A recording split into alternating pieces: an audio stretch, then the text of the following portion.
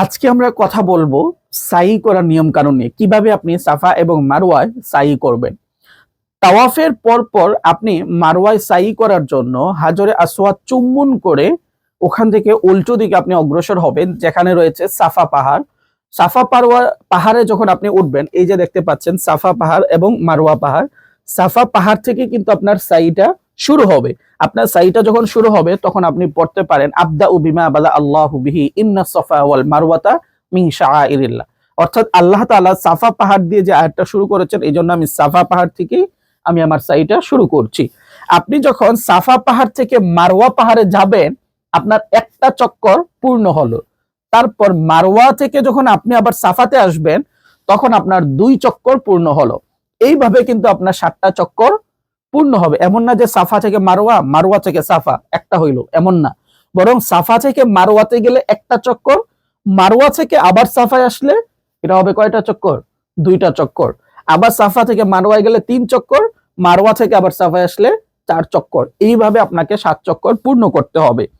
নারীরা সাধারণভাবে সাফা থেকে মারওয়া হেঁটে সাধারণভাবেই যাবেন, কিন্তু পুরুষ যারা আছেন আপনারা দেখবেন সাফা থেকে মারওয়ায় যাওয়ার পথে এক জায়গায় একটু সবুজ বাতি দেখতে পারবেন, একটা জায়গায়, অর্থাৎ 2টা জায়গায় একটা সবুজ বাতি দেখতে পারবেন, এমন একটা মধ্যবর্তী একটা জায়গায়।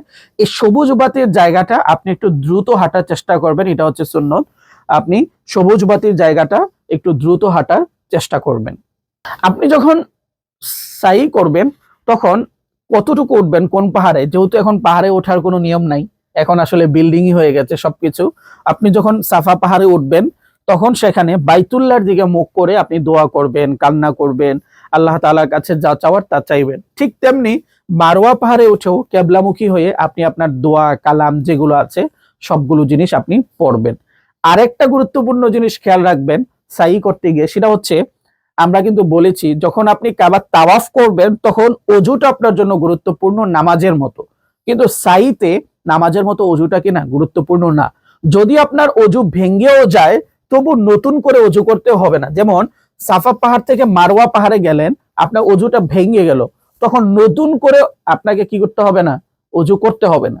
যদি আপনি নতুন করে অজু করেও আসেন তখন আপনাকে আবার এইটাকে আবার পুনর্বার করতে হবে না। যেমন একবার আপনি সাফা থেকে মারওয়ায় গেলেন, অজু ভেঙে গেল, অজু করে আসার পর আপনাকে আবার পুনরায় সাফা থেকে মারওয়ায় আসতে হবে না, বরং যে একটা করেছেন একটাই আপনার জন্য গ্রহণযোগ্য হবে, ধরা হবে।